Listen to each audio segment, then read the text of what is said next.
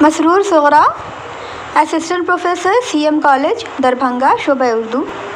آج ہمارا موضوع ہے رشید احمد صدیقی کی خاکہ نگاری ہم نفسان رفتہ کے حوالے سے۔ آپ دیکھیں کہ اس سے قبل کہ ہم رشید احمد صدیقی کی خاکہ نگاری پہ گفتگو کریں، پہلے ہم یہ جان لیتے ہیں کہ آخر یہ مرقع نگاری یا خاکہ نگاری ہے کیا۔ آپ دیکھیں کہ مرقع نگاری سے مراد لفظی تصویر کو اپنے تمام تر جزئیات کے ساتھ بیان کرنا ہے، اور رشید صاحب بھی فرحت اللہ بیگ کی طرح مرقع نگار ہیں، مگر ان کی مرقع نگاری کی خوبی یہ ہے کہ وہ مرقع نگاری میں خارجی باتوں کے ساتھ ساتھ اندرونی کیفیات اور تشخص کی بھی مرقع کشی کرتے ہیں۔ ان کی مرقع نگاری کی ایک اور خوبی یہ ہے کہ وہ مرقع نگاری کرتے وقت زمانے کے حالات و واقعات اور ماحول کو درمیان میں لے آتے ہیں، اس لیے ان کے شخصی مرقع زمانے کے مرقعوں کا روپ دھار لیتے ہیں۔ مثلا دیکھیں کہ اتنا بیان دے کر حاجی صاحب نے داڑھی کو اس طرح تکان دی کہ ایک ایک بال باہما و بےہما ہو گیا، پیشانی پر شکنیں پڑنی شروع ہوئیں تو کرۂ سر کے خط استوا پر جا کر ختم ہوئیں اور آنکھیں فردوسی کا شاہنامہ بن گئیں۔ ادبی اصطلاح میں خاکہ وہ تحریر یا مضمون ہے جو کسی شخصیت کا بھرپور تاثر پیش کرے۔ اسے کسی شخص کی قلمی تصویر بھی کہہ سکتے ہیں۔ خاکہ یعنی اسکیچ، اسکیچ کو شخصی مرقع یا شخصیہ بھی کہتے ہیں، اور خاکہ نویسی کو شخصیت نگاری کا نام بھی دیا جاتا ہے۔ ایک اچھے خاکے میں ہم کسی شخص کے بنیادی مزاج، اس کی افتاد طبع، انداز فکر و عمل اور اس کی شخصیت کے مختلف پہلوؤں سے روشناس ہوتے ہیں۔ اردو زبان میں خاکہ نگاری کرنے والوں میں رشید احمد صدیقی کے علاوہ اور بھی کئی بڑے خاکہ نگار گزرے ہیں، جن میں مرزا فرحت اللہ بیگ کی خاکہ نگاری، نذیر احمد کی کہانی، کچھ ان کی کچھ میری زبانی بھی شامل ہے۔ آئیے اب ہم نفسان رفتہ کے متعلق ذکر کرتے ہیں۔ آپ دیکھیں کہ ہم نفسان رفتہ رشید احمد صدیقی کا ایک اہم کارنامہ ہے۔ ان کے اسلوب کی دلکشی کا کمال یہ ہے کہ انہوں نے مرقع پیش کرنے کی بجائے کردار تخلیق کیے ہیں۔ ہم نفسان رفتہ میں 7 شخصیات پر لکھے گئے خاکے شامل ہیں، جس کی تفصیل اس طرح ہے۔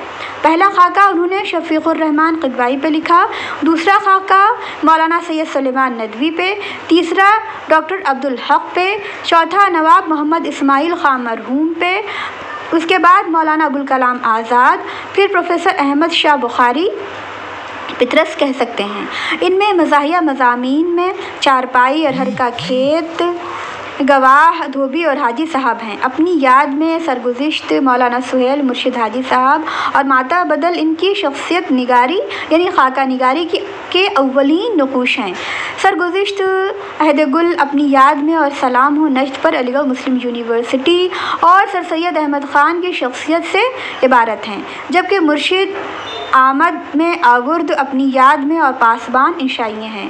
پروفیسر وحید اختر مضامین رشید کے بارے میں اور ان کی تخلیقات کے متعلق، ان کے خاکے کے متعلق یہ کہتے ہیں کہ ان کی تخلیقات میں محض علیگڑھ نہیں، ہندوستان کی جہد آزادی بھی ہے، برطانوی، انگریز اور قسم کے ہندوستانی بھی ہیں، پہاڑوں کی سیر بھی ہے، ریل کا سفر بھی ہے، پھلوں کا بیان بھی ہے، لکھنؤ بھی ہے، ڈاکٹر بھی ہیں، نرسیں بھی ہیں، اسپتال بھی ہے، دوست بھی ہیں، ملازمین بھی ہیں، بڑے لوگ بھی ہیں اور مزدور بھی ہیں۔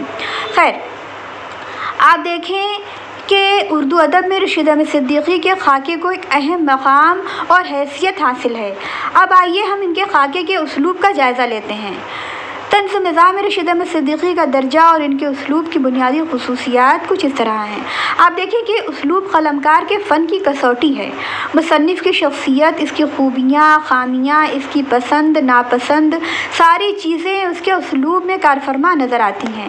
یہ ممکن ہے کہ ایک فنکار دوسرے فنکار کے اسلوب کی نقل کر لے، لیکن اس کی روح کو نہیں پا سکتا۔ رشید صاحب سر سید غالب شبلی، سجاد انصاری، ابوالکلام آزاد اور ڈاکٹر ذاکر حسین سے بہت متاثر ہیں، اس لیے ان کی تحریروں میں ان ساری آوازوں کی گونج سنائی دیتی ہے، لیکن یہ ساری آوازیں آپس میں اس طرح گھل مل گئی ہیں کہ صرف ایک آواز یا ایک اسلوب کا گمان ہوتا ہے، اور وہ ہے رشید احمد صدیقی کی اپنی ذاتی آواز اور منفرد اسلوب۔ रशीद साहब के उसलूब की एक नुमायाँ खसूसियात सनत तजनीस यानी अलिटरेशन का इस्तेमाल है। बज़ाते ख़ुद ये कोई अहम सनत नहीं।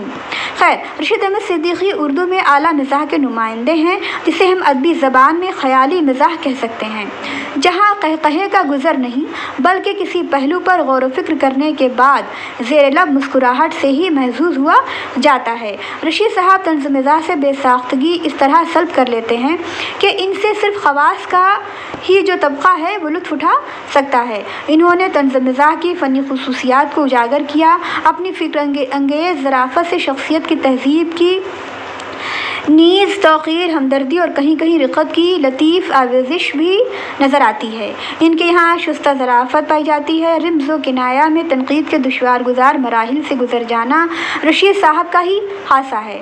वो जब किसी वाक़े से मुताल्लिक़ अपने ज़ाती जज्बात और एहसासात को तंज़ियाती अंदाज़ में पेश करते हैं तो क़ारी उसे मज़ाक़ समझ कर टाल नहीं सकता। आप देखें कि आले अहमद सरूर इस हवाले से लिखते हैं कि अकबर के बाद उर्दू में तंज़ियाती रूह सबसे ज़्यादा रशीद अहमद सिद्दीकी के यहाँ है।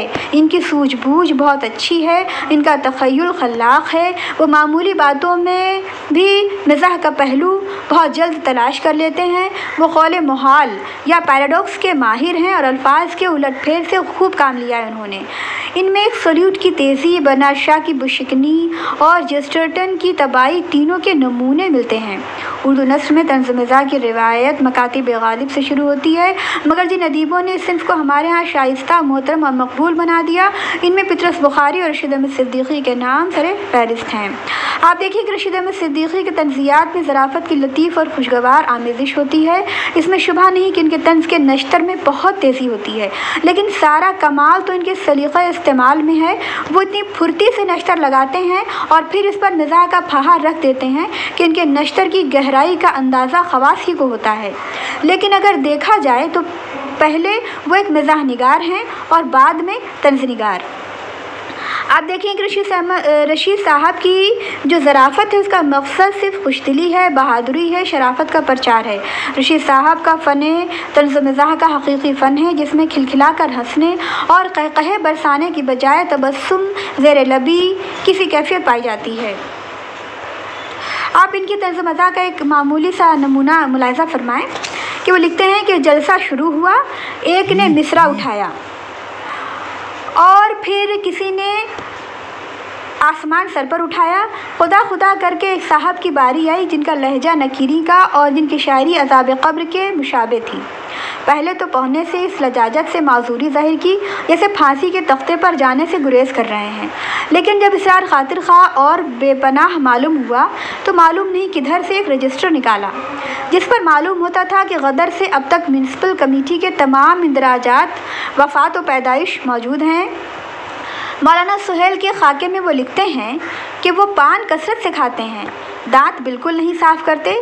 जिस तरह बाज़ लोग शक्कर की खातिर चाय पीते हैं, मौलाना चूने की खातिर पान खाते हैं। रशीद अहमद सिद्दीकी के तंज़ की नुमायाँ ख़ुसूसियत यह है कि वो बैक वक्त ख़ुद को और नाज़िर को निशाना तमस्खुर बनाते चले जाते हैं। चुनांचे इनकी निगारिश में खिताबत का रंग वाज़ेह है। आप देखें, वो कहते हैं कि औरत का दुश्मन औरतों से ज़्यादा कोई नहीं, इसलिए कि हर औरत दूसरों को अपना अज़ली हरीफ समझती है। इनकी ज़बान में कहीं कहीं फ़ारसियत बहुत ज़्यादा है, इनकी तहरीर में कहीं कहीं इबाहम भी है और अल्फाज के तिलिस्म में मानी की तलाश मुश्किल हो जाती है। लेकिन उसके मुतालिक वो कहते हैं कि आवाम का ख्याल ज़रूरी है, लेकिन हर दफ़ा क्या ज़रूरी है कि जो हमारी इस्तिलाहों से नावाकिफ़ हो इसे हमारे जवाहर पारों से खेलने दिया जाए। खैर, आप ये देखें कि रशीद अहमद सिद्दीकी की दूसरी तसनीफ़ात में मज़ामीन रशीद, गंजाए गिरामाया, तंज़ियात व मज़ेक़ात, ख़ुतूत रशीद अहमद सिद्दीकी, उर्दू में तंज़ मिज़ाह की तनक़ीदी तारीख़, हम नफ़साने रफ्ता, अतराफ़ आशिफ्ता बयानी, मेरी, अलीगढ़ माज़ी हाल वग़ैरह शामिल हैं।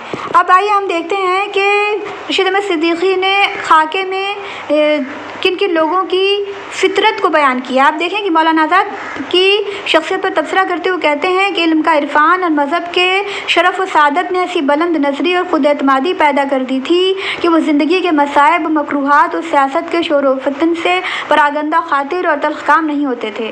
جو شخص ہار و جیت دونوں میں اپنا سہارا خود ہی ہو، اس کو کسی اور سہارے کی ضرورت نہیں ہوتی۔ ہم افسانے رفتہ میں اسی طرح نواب صاحب کے متعلق وہ کہتے ہیں کہ نواب صاحب اونچے درجے کے ایرسٹوکریٹ تھے، جس کی ایک پہچان یہ بھی ہے کہ وہ کسی بھی تکلیف یا پریشانی میں کیوں نہ ہو، اس کا اظہار ان کی کسی بھی بات سے نہ ہونے پائے۔ اور وہیں مولوی عبدالحق کے متعلق اپنے خاکہ ہم افسانے رفتہ میں وہ کہتے ہیں کہ وہ کتنا ہی کام کتنی ہی دیر کیوں نہ کر چکے ہوں، کوئی اور کام یا صاحب غرض آ جائے تو وہ اس سے اسی تازہ روی سے متوجہ ہوتے تھے جیسے وہ اس سے پہلے صرف تفریح کر رہے تھے۔ کام اب شروع کریں گے، یہ بات میں نے بہت کم لوگوں میں دیکھی ہے۔ وہیں پہ سید سلیمان ندوی کی ذہانت کا جائزہ لیتے ہوئے وہ اس طرح کہتے ہیں کہ سید صاحب کا حافظہ قوی اور ذہن مرتب تھا، ذہن میں تنقیحات بڑی واضح اور مکمل ہوتی تھیں، کام کی بات ضخیم سے ضخیم کتاب اور پیچیدہ سے پیچیدہ بحث سے بہت جلد اخذ کر لیتے تھے۔ ایسا معلوم ہوتا تھا وہ اپنے ذخیرہ معلومات کی ذہنی فہرست اتنی ہی مرتب رکھتے ہوں جتنی کسی اچھی لائبریری کے فہرست کتب جو جدید ترین اصولوں پر مرتب کی گئی ہو۔ اب دیکھیں شفیق قدوائی کے متعلق وہ کیا کہتے ہیں۔ شفیق قدوائی کے متعلق ان کا خیال ہے کہ وہ اپنے لیے کسی دوسرے کی خدمت کے محتاج نہ تھے، اپنی خدمت خود کر لیتے اور اپنے سے خوش ہو لیتے۔ انہوں نے اپنے نفس کا اعتماد کچھ اس طرح حاصل کر لیا تھا کہ وہ اس کی آسودگی کے لیے کچھ نہ کریں، وہ ان سے راضی اور خوش رہتا۔ آخر میں کچھ ایسا محسوس ہونے لگا تھا جیسے شفیق صاحب کے نفس نے شفیق صاحب کے ہاتھ پر بیعت کر لی ہو۔ آپ دیکھیں کہ آخر میں وزیر آغا یہ کہتے ہیں کہ جدید اردو نثر کے ممتاز طنز نگار پروفیسر رشید احمد صدیقی ہیں اور ان کی نگارش کے امتیازی خصوصیات اس کی تحلیل ہے۔ اور آخر میں یہ کہتے ہیں کہ رشید احمد صدیقی کے طنز کو استعاروں، علامتوں، مبہم اشاروں نے اتنے نقاب پہنا دیے ہیں کہ صرف وہی لوگ جنہیں اس ماحول کی معطر تنہائی تک رسائی حاصل ہے اس سے پوری طرح لطف اندوز ہو سکتے ہیں۔